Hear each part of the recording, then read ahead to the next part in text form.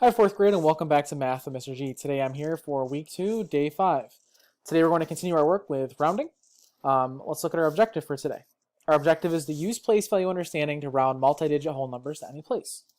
Like our last two videos, we're going to start off, of course, with reviewing our rounding rules.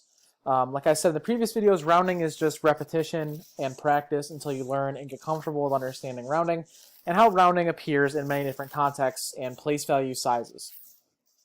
So step 1, with our number here, 125, I'm going to find the rounding place and circle it. So in this case, I'm rounding the tens place, I'm going to circle the 2. Step 2, I'm going to go next door, so I'm going 1 to the right. I'm going to underline that digit, so I'm underlining the 5 in the ones place. Step 3, I'm going to ask myself, is that number in the ones place next door, is that 4 or less, or 5 or more? 5 is 5 or more, so I'm going to up the score. I'm going to increase the digit that we're rounding to a 3. I'm going up one digit. And if every number after that becomes a 0, in this case we only have one place value to the right of it, so there's only one 0. Okay, so let's look at some examples. I'm going to scroll up here a little bit for us. So I need to round 543,982 to the nearest 1,000. Okay, I'm actually going to write here on the side this number so we have room to work to see each part. And I'm going to do my best to make this neat. All right, let's go on red. Nearest 1,000. So I'm going to circle my thousands place, look next door at the 9. 9 is 5 or more, so that 3 becomes a 4. There's 3 numbers after it, become a 0. And as we learned in the last video, all the numbers to the left stay the same. No matter how we round this, these numbers always stay the same. And no matter how many numbers there are, they stay the same. Okay, let's look at this one. I have 543,982 second time. Like so. Great. All right, let's round. 10,000s. So I'm looking here at the tens next door. So I have 3, which is 4 or less, so I'm going to let that 4 rest. So this number, start with my 4 here. There's 1, 2, 3, 4 zeros. And that 5 stays the same as well. So 540,000. And our last one with this, rewrite this number one more time.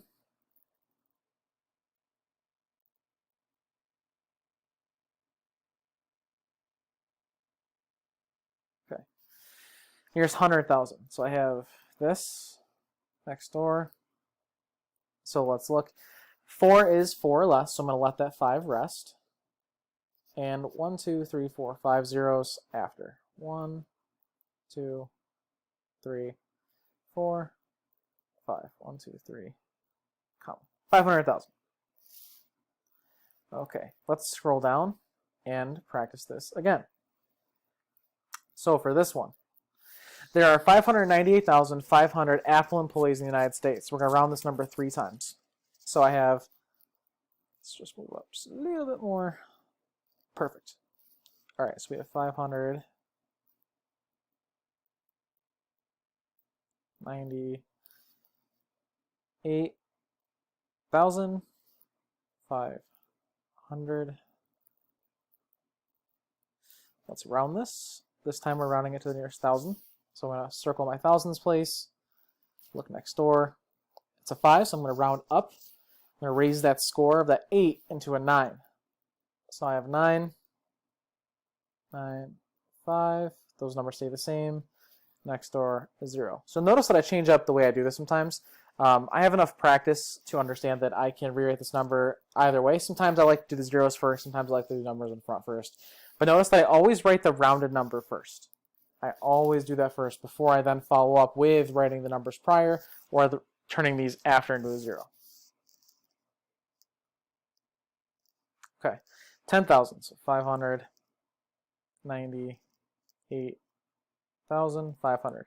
Good, this is going to be an interesting one because this is an important piece of rounding that we might not have covered yet, and it's going to be important for understanding different contexts for rounding. So here's my 10,000, so watch how this works. Circling my 9, I'm looking next door at this 8. So we know 8 is 5 or more, so I got up that score. Well, I'm upping a score from a 9. And what number comes after 9 but 10? So I can't put a 10 here in this. So what I'm actually going to do is I'm going to just pull this over. So this is going to become a 0, and I'm adding 1 here. It's just like when we add vertically, and we have to bring numbers over as we increase our value. So this 5 is now a 6. That 9 became a 10, so we're starting back off at 0. And then we're going to round all the numbers after to 0. So this is a very common mistake. People making mistakes in this, just turning this to a 0 and leaving the 5 a 5. Or someone trying to put a 10, so it might be 5, 10, 8, which doesn't really work. You have to use your understanding of place value charts and those discs that we practiced in earlier videos to understand that once that 9 goes up to a 10, I can't have 10 in a place value, so I have to bring that over and reduce that to 1, and then add 1 to this. So let's do the next one.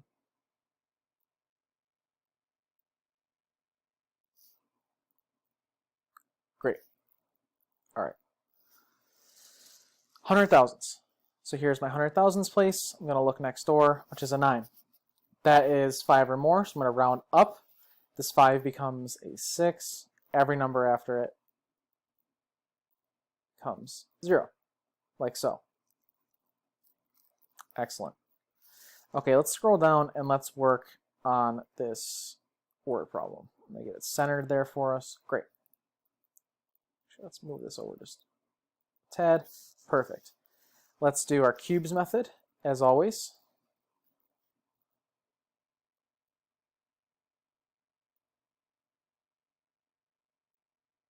Like so.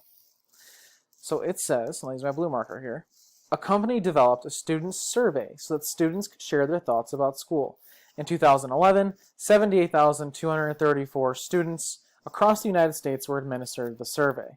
In 2012, so this is a year later, the company planned to administer the survey to 10 times as many students as were surveyed in 2011. That should be hitting you very closely because we just covered this 10 times as many last week.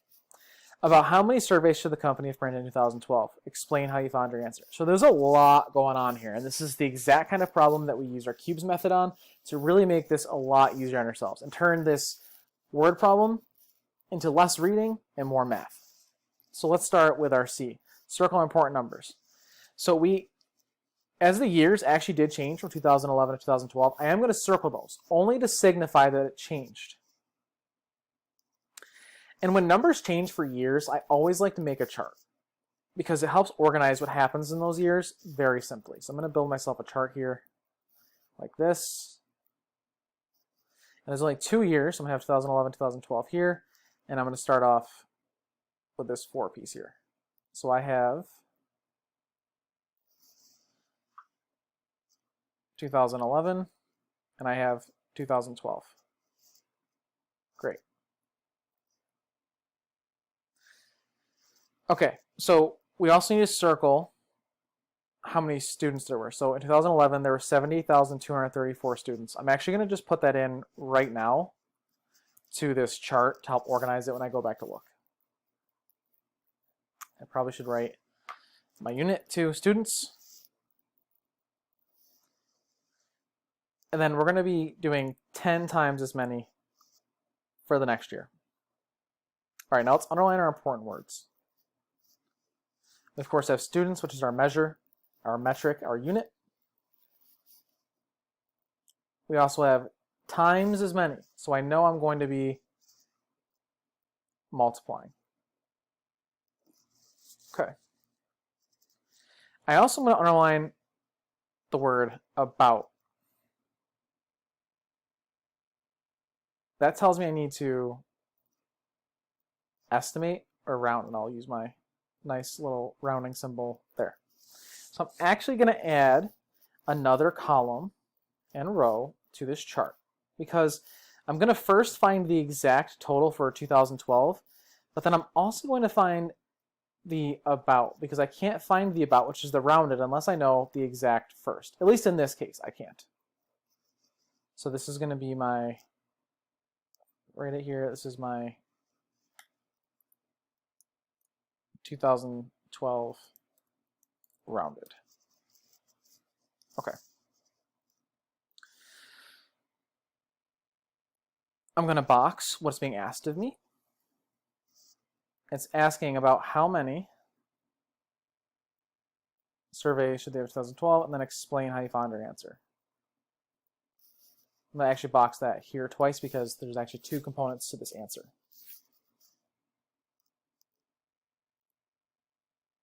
I'm going to eliminate unnecessary information. There's actually quite a bit that we can eliminate. I'm going to eliminate this whole top line. This as well.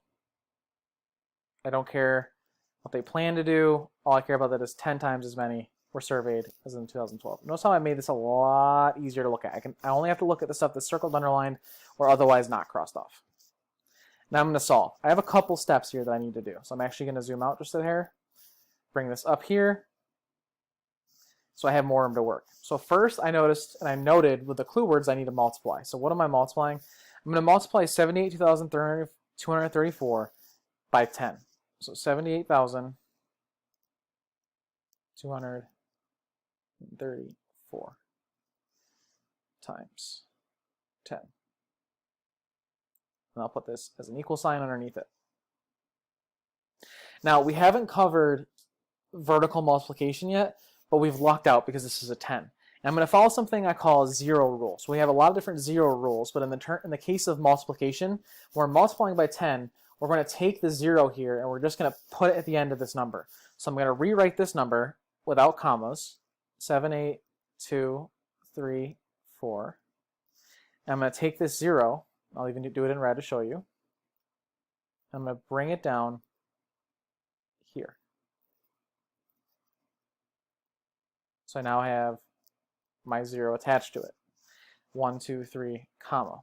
So notice when I make something 10 times as much, we covered this in previous videos, but as review, I'm just moving all these numbers over 1 on the place value chart. So the exact number of students that I have surveyed in 2012 was 10 times as many, or 782,340 students. Now, so I have my multiplication done, but I still need this last part. I need to round. So I'm going to take this and I'm going to round it.